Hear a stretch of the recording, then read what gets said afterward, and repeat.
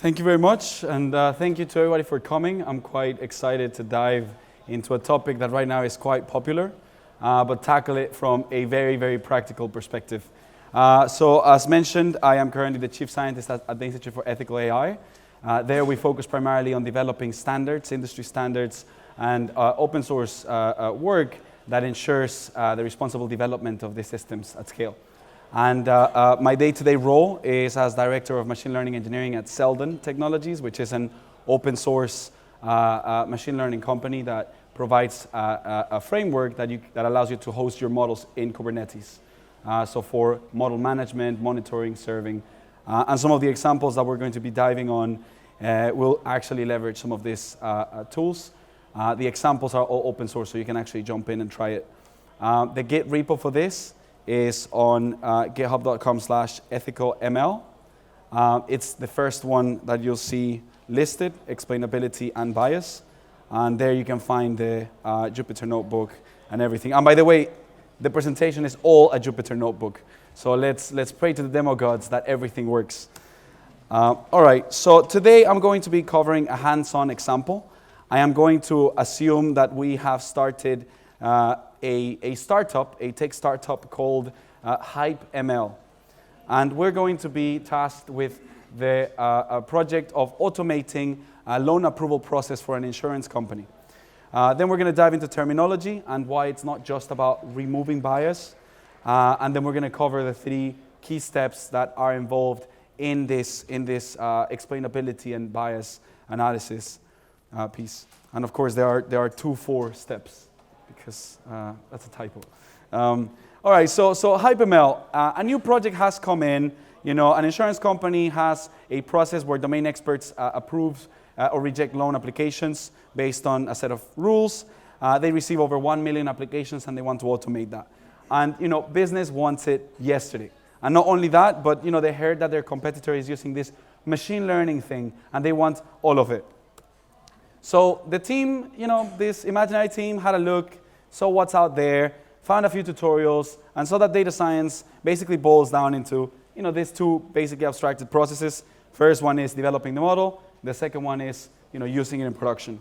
The first part, you know, it includes cleaning your data, defining some features, selecting a model with hyperparameters, you know, defining a score, and then rinse and repeat until you're happy. Once the model reaches an accuracy that you're happy with, you persist that and you put it in production, make it available for business consumption, and new unseen data comes in. Easy. So they basically saw that the tutorials that they were looking at required data.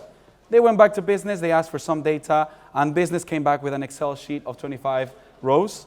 So the team pushed back. They were like, well, we can't do anything. So they got a data set of 8,000 rows, and so it began the HypeML journey towards greatness. So when they started, they saw that their data set consisted of, you know, a tabular data set with things like, you know, working class, age, and then whether the loan is approved or rejected. They basically, you know, followed best practices. So they split their data set into a training data set and a testing data set. And then they just took a neural network that they found online, 100 neurons, softmax, so returns probabilities, and they just trained the model. And lo and behold, you know, that's pretty good learning curve. Yeah, so how much did we get? 98% accuracy.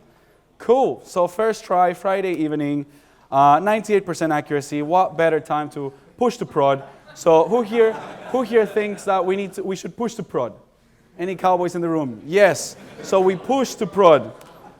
We push to prod, and a few weeks go by, and what happens? You know, BuzzFeed News, HypeML deploys racist, sexist AI.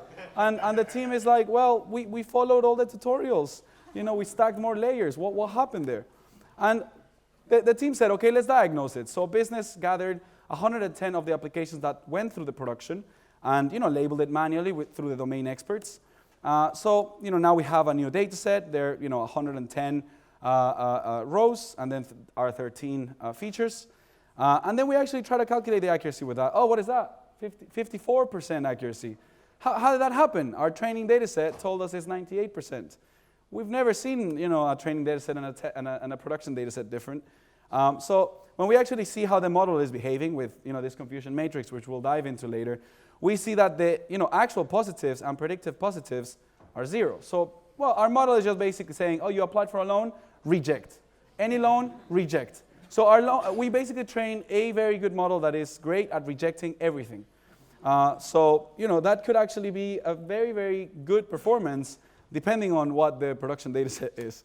And when we see the ROC curve, this tells you how much better you're doing than randomness. And it says that we might as well just deploy a function that says if random is greater than 0.5, return 1 L0. So, we're doing exactly like randomness, which is I think, you need to put effort to get that bad. Basically, when we actually see our distribution of our training data, we see that the number of rejected loans that we used to train were much bigger. Primarily because the number of applications that may have gone through the system were more the rejected ones than the approved ones. Whereas in production now, there were some loans that are expected to be approved, which were all just rejected.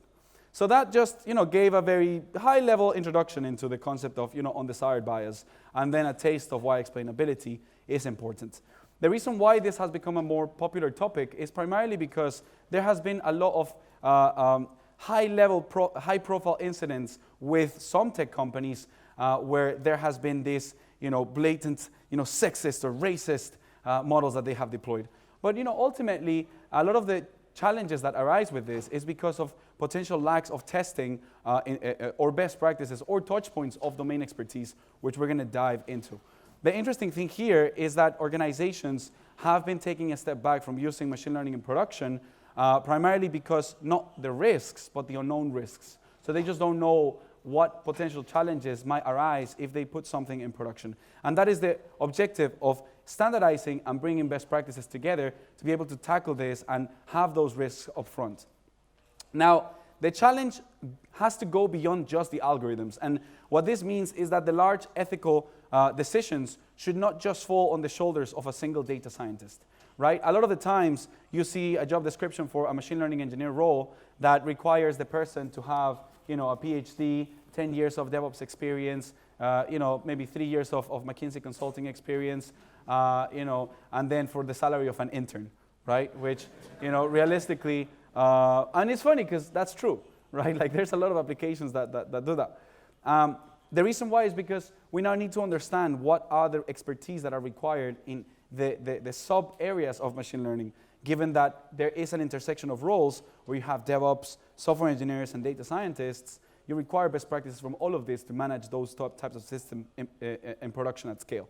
And similarly, this already ambiguous role of machine learning engineering intersects with industry domain expertise, policymakers, which is the call towards standardizing these best practices. And more than anything is just emphasizing that it's not just the data scientist or the software engineer's responsibility. It has to be the delivery team, including the product owner, project manager, all the way to understanding what is the accountability that goes upstream. And the answer is not just about removing bias, because any non-trivial decision, i.e. with more than one option, holds a bias, without exceptions. The whole purpose of machine learning is to discriminate towards the, correct or at least the best possible approximation, right? So what we want to do is to try to remove undesired biases. And that is what, starts becoming hard, because even societal bias in itself carries an inherent bias, right? What some people may think racist is in one location, in another one it may be different. And it's also geographically dependent. Some of the potential considerations that we may have here may be different somewhere in Asia, in the East, somewhere else in the world. So it's just really hard, right? So first thing is just to understand the complexity of this, and then take a bottom-up and top-bottom step. And now let's actually look what undesired bias looks like. The way that we actually put it in conceptual terms is in two pieces. Statistical bias, which is the error carried out once you start the project, and a priori bias, which is basically the errors that are introduced even before you start the project. So for statistical bias, these are errors in project decisions. These are suboptimal choices of accuracy metrics or cost functions, suboptimal machine learning models chosen for the task, lack of infrastructure or metrics required to monitor the performance in production, right? The life cycle of a model actually begins when it's actually deployed. Perhaps lack of human in the loop where necessary, or not using all the resources at your disposal.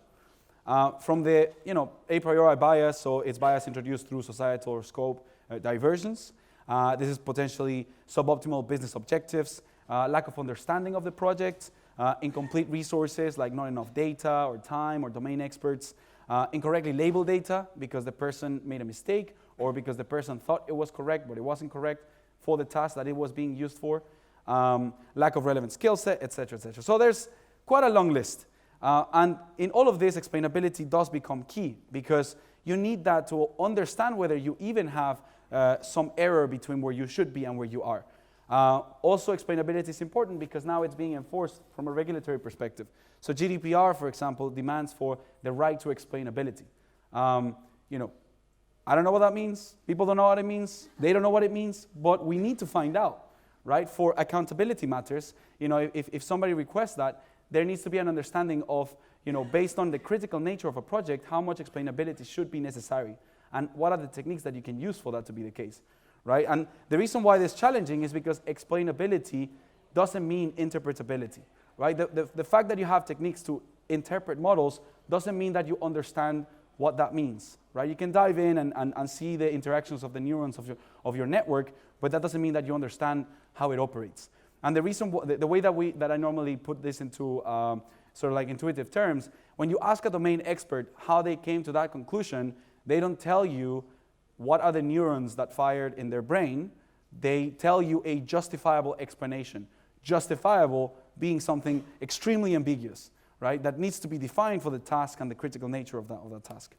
And how that looks in practice, remember our workflow of the data science workflow, the way that we introduce it is with 3 steps. This is data analysis, model evaluation, and production monitoring.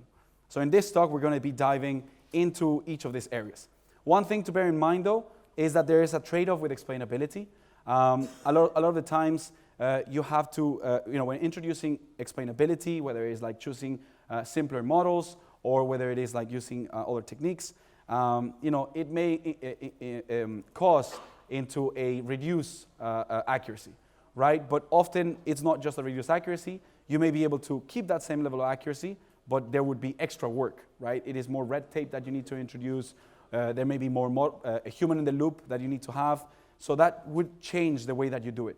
But if we expect this in enterprise level software, why wouldn't we expect this in enterprise level data science? So it is ultimately a trade-off that we need to understand and use. So now let's dive into the practical use case of these 3 steps. The first one is data analysis. We're going to be diving into data imbalances, some sampling, downsampling, correlations, training and test set, etc. And we're going to be using this library, open source library that focuses on data analysis techniques. It's called XAI. So the link is actually down there. So you can actually access it if you go online for the presentation. But what we have now is we have a new data set that is being collected and manually extracted, so it's much more balanced. We're going to be using this to train a new model, and basically we're going to be using it to assess the imbalances within. So what this library allows us to do is to actually ask questions like, for our data set and the feature gender in this case, what are the number of examples that we have for each, right? And in this case, then you're able to ask the same questions that you would have. Do I have enough examples for loans, right? Approved loans and rejected loans. You can actually get a deeper dive into, well, I want the breakdown of gender with approved rejected loans, right? So even if you were to actually make your data set balanced in this level, you would still see that there is an imbalance, for example, in this case, of the number of loans that have been approved for female, right?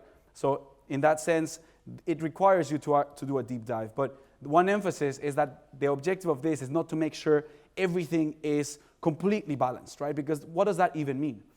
It requires you to make sure that you understand what is your actual production data set going to look like, your production distribution going to look like, and then make sure that your training is as close as possible.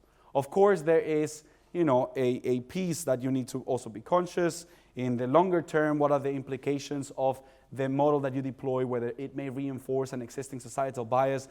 But, for now, it's just how do we take the first steps and start understanding what are the best practices on, in this case, data analysis.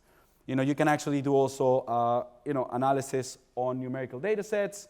In this case, we're assessing age, and of course, you have less number of examples. If your data set requires, then you may have to actually get more. Upsampling, downsampling, so it follows the same pattern, but now what you can do is you want to say, I want to actually upsample our data set so that for all of the subclasses that are lower than a certain threshold, I just want to do a simple sort of like random copy of those data points. And this is a common approach of upsampling in data science. You can also do downsample to 0.5, for example. And then what that does, it just basically anything above the threshold pulls it down. The next is on correlations. You need to make sure that if you want to, for example, remove a protected feature from your data set, because perhaps you may not want your model to include it, maybe like in your actual end-to-end process that you're automating, that is also a no-go to use those features. When dealing with this, you also need to be aware of what are the upfront correlations of the features. This is even before you actually assess the plots once you train your model. But what you're seeing here is basically a dendrogram using Spearman R correlation in the x-axis, and then as close as it gets, you would have more correlated features, and then you can see like loan, education number are heavily correlated. Then you will have ethnicity and native country, which that one is an obvious one. Then the next thing is on actual training and test sets. So it actually builds upon what we've seen, this class imbalance and upsampling, downsampling. But what you're doing here is the usual thing that you normally follow for splitting your data set from training and test. What you're doing here is you're doing that for your test data set. So you're saying, I want a test data set that gives me this equal number of classes, this equal number of examples for this subclass breakdown. So in this case, you're saying, I want a minimum per group of 300 and a maximum per group of 300 for our data set with the sort of like feature of gender. But you can also use age or any of the other ones. And then here, then you would be able to have an assessment of the performance of your models using a data set that in this case is balanced. But again, it's not about making everything balanced, because that may not even actually help you get better performance. It's about making sure that you have the best representability of your test data set or your production data set and your training data set. And then, of course, there are many other tools that you can jump to. We actually maintain a list of production machine learning libraries. In this case, it's for visualization. Please try them all, or not all, but try a few. Also a shout out to the XKCD style plots. They look great in presentations. Right, so jumping into the second part, model evaluation. So say we've done an analysis of this data set. Again, you may jump from one to the other once you find insights. But now we've trained a model. We want to actually do assessment within the model. The things that we're going to cover is standard model evaluation metrics, global versus local model explanation techniques, black box versus white box explanation techniques, and other libraries available. For this example, we're going to be using this open source library called Alibi. So it's one that our data science team put together, and a shout out to Yanis, who's going to be doing a lightning talk on it later today. But this focuses primarily on black box models, model explanations, so where you actually don't dive into the internals. And for this, I mentioned the white box versus black box. The way that this differentiates, again, our data science team put together a very clear overview. This is basically the difference between when you interact with a model as a black box, just the inputs and outputs, to try to reverse engineer and understand how the internals may behave. And white box is when you may have, for example, in a random forest, you actually may dive into all of the decision trees that are internally within, the weights, and use that as leveraging it to explain how the model itself may work. For this specific case, we're going to focus on black box models. There's also the approach of local versus global. So global, it basically tries to explain the entire model itself, whereas local, it explains a single prediction. And for this one, we're actually going to be showing an example for both. For standard model evaluation metrics, so what we're going to do first is we're actually going to just train a new model with those metrics that we've actually created. Sorry, not the metrics that we created, with the data set that we now have and we've now rebalanced. So now our learning curve looks much more reasonable. It didn't just shoot up to 98% on the first epoch. And we can first start with just a confusion matrix. Most of you guys may be familiar. This looks much more reasonable. We now see that the actual positive and the predicted positive are much more balanced. And with this sort of visualizations, you can ask questions such as, what should I focus more on? What is a bigger impact in our system? A false positive or a false negative, right? Which one should I try to optimize for? How can I visualize the global performance of my model? Again, we saw the ROC plot before. Now we see that we perform much better than randomness, which is always good. But not only that, but one of the interesting things with this is that we can actually see things like ROC plots on a per sort of like subclass basis. So in this case, we can ask questions of how does our model perform in terms of just our true positive rate, false positive rate, in terms of male and female breakdowns for the data set. We can also do for things like ethnicity, for things like, these are protected features that may not go into your training, but you could still use them for evaluation of your model. Similar for metrics, here we're able to see things that go beyond accuracy. So at the beginning of the presentation, we just saw accuracy, but if we had seen this, we would have seen that at least precision and recall would have been all the way in the floor.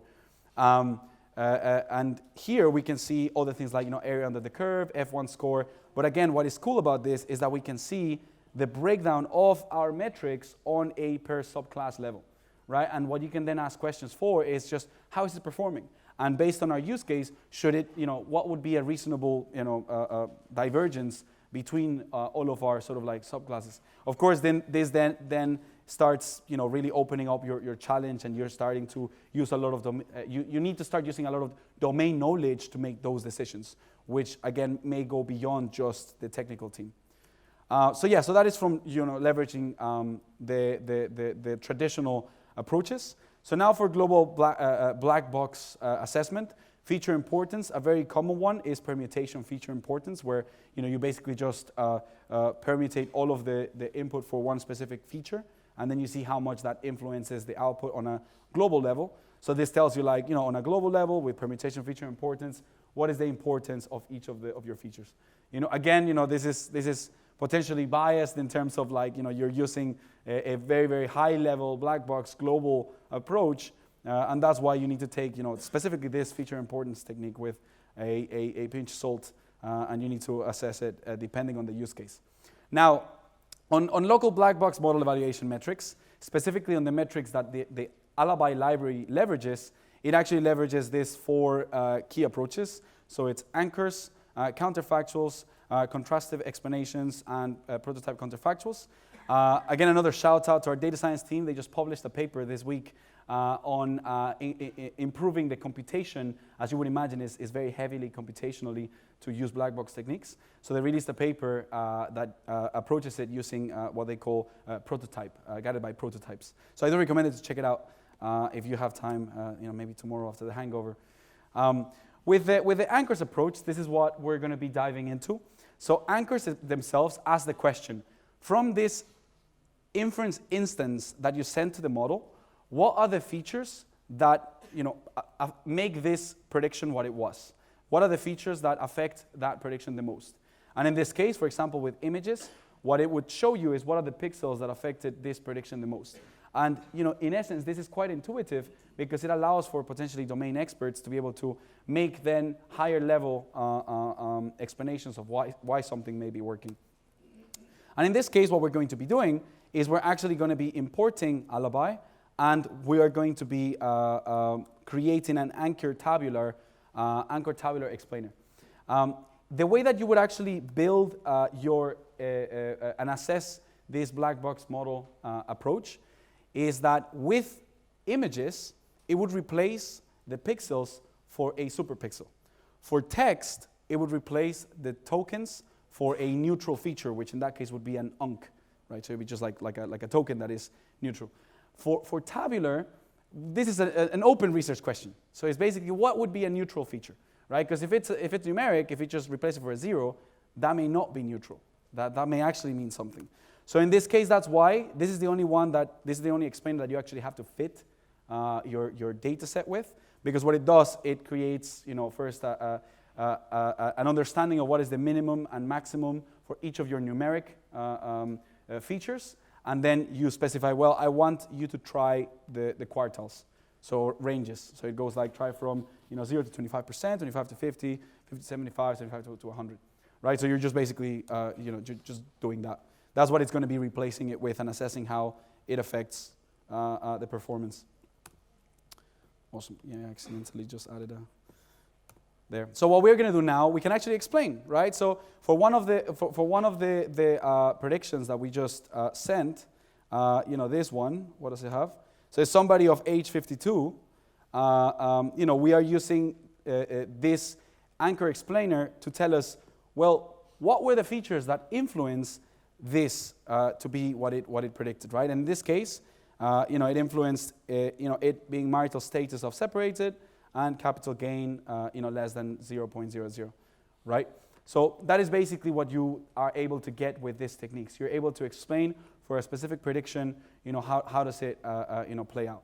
And we're going to dive into a bit more of this in the next few slides because it's quite interesting. Before that, I actually want to also cover the other technique that we have, which is counterfactual explanations.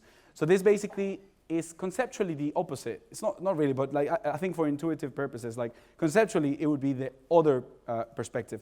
So whilst Anchor asked the question of what are the features that make this prediction what it was, counterfactuals ask the questions of what would be the minimum changes that I can do to this input to make it not that prediction, right? And in this case, you have in this question, it predicted 7.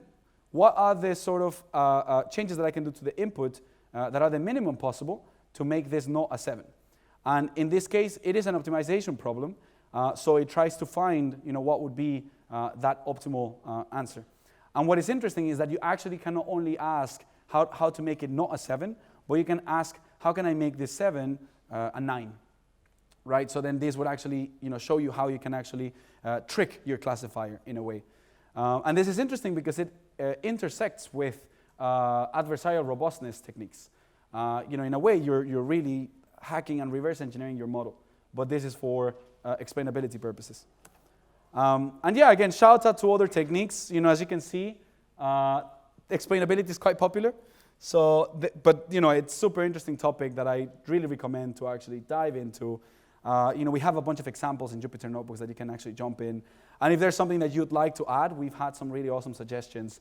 So please feel free to submit a Git issue. All right, so now let's go towards the third part, which is production monitoring, right? And this is a part that I'm quite excited today because we're going to be diving much more than I have before in the past. And this is the question of, okay, I've built a model, and perhaps I've built an explainer. Now I want to put it in production. How do I deal with that, right? What are the approaches to actually tackle that? And in essence, what we're going to be leveraging here is our other open source library called Selden, which basically does machine learning orchestration in Kubernetes. So it allows you to take a model and put it in Kubernetes and expose a RESTful API or gRPC. And that's what we're going to be doing. We're going to put our classifier in Kubernetes. Then we're going to put our explainer in Kubernetes. Here I have a diagram, that's easier. So we're going to actually put our loan classifier in production. And what this is going to do is, we're able to actually, send loan requests and get a response of whether it's approved or rejected. But also we're going to deploy our explainer, which what it's going to be doing is going to be listening for you to also send, a specific instance. And then it's going to take this instance, interact with the production model, and reverse engineer the explanation to that specific prediction, and then return the explanation. And I'll just pause there because that's awesome, right? It's basically an ability to introduce machine learning infrastructure patterns, right? So this we're going to call it the explainer pattern, right? And what basically this would do is you're able to actually deploy anything that explains it, right? In this case, it's going to be an anchor explainer, but this can be, a counterfactual explainer or just whatever it is, right? So the point is, it's a generic design pattern that, we're trying to really dive into and understand better. And for us to do that, the way that we allow it using this open source framework is once you have your trained model. In this case, we have a scikit-learn preprocessor that was trained, and the actual another model that was trained. We're going to be using DIL to export the model binaries. So this is just basically a pickle. We're exporting the binaries into a folder. Then we are actually just creating a Python wrapper that is going to load those models from the folder, and basically just, with this predict function, anything that gets passed as a input is going to basically pass it through those models and return the prediction. What we're going to do now is we have a set of scripts that take this, wrap it, and that predict function is exposed through a RESTful API. So what that looks like is we define the dependencies for that wrapper to work, scikit-learn, DIL, etc.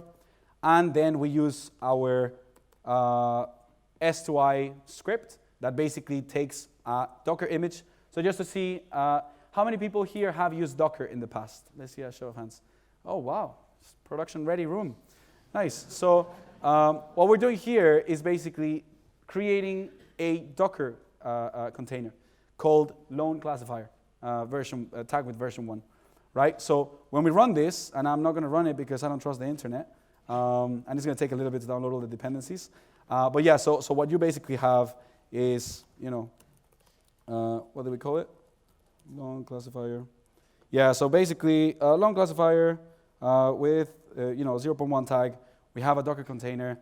Again, here we have a Kubernetes cluster that we're just going to push that to, right? In order for us to push that into our Kubernetes cluster, we have to define a configuration file. And this configuration file just says, I want to use that container as our model. And you can define a computational graph, which just basically says, like, you can have a preprocessor, postprocessor. But in this case, we just say it only has one computational graph component, which is that lone classifier, right? And once we actually define that, we can actually use our Kubernetes CLI tool to just deploy that specific one. So in this case, I already have it deployed. So, okay, step. Yeah, so I have it over there deployed. What then that, when you actually run that command, it pushes that into your Kubernetes cluster. You're able to actually interact with it. You have the pods running. Get pods. You can see it here. So that's our lone classifier. No, that's explained. You have a lone classifier, listening, and what that allows you to do is that allows you to actually just interact with it through the RESTful API. So we have here a instance of someone age 52, and we're going to use curl to send it to our localhost, port 80, specifying that we want the lone classifier, and then sending this as an ND array. So you can also send like string and binary. Yeah, we send it, and what we have here is the prediction. So this is the negative and positive label. So we have a negative prediction. So this person's loan got rejected.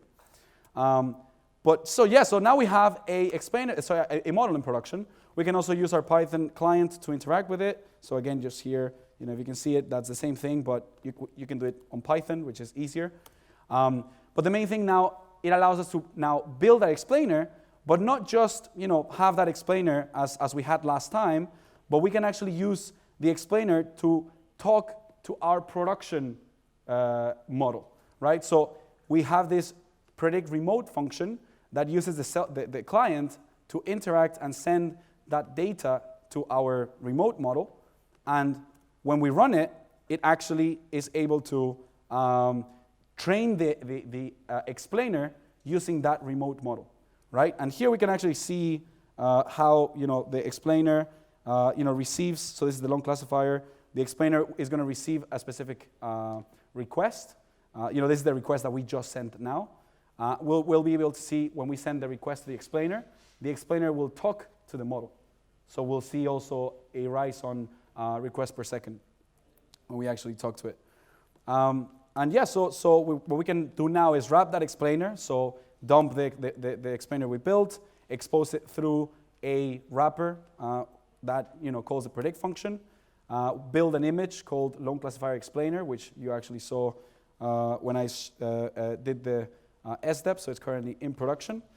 And when we apply it, it just runs it. So we can actually request explanations directly to our explainer. And here it gives you the result that we have. So marital separated, but it also gives you all of the things that it sent. So now we can see that the explainer received the request, and you can see that the explainer is actually talking to the model in production. So we now have a deployed explainer with a deployed model interacting between each other. And just to wrap up, to show some of the more visual perspective, because I think with explanations, it's always easier when it's visual. We actually, put together a UI that allows you to see, your in this case, your income classifier, as well as the explainer. So if the internet works, we'll be able to see it. If not, I actually have them cached, just in case, in tabs, as you can see it all the way here. Always ready for the internet.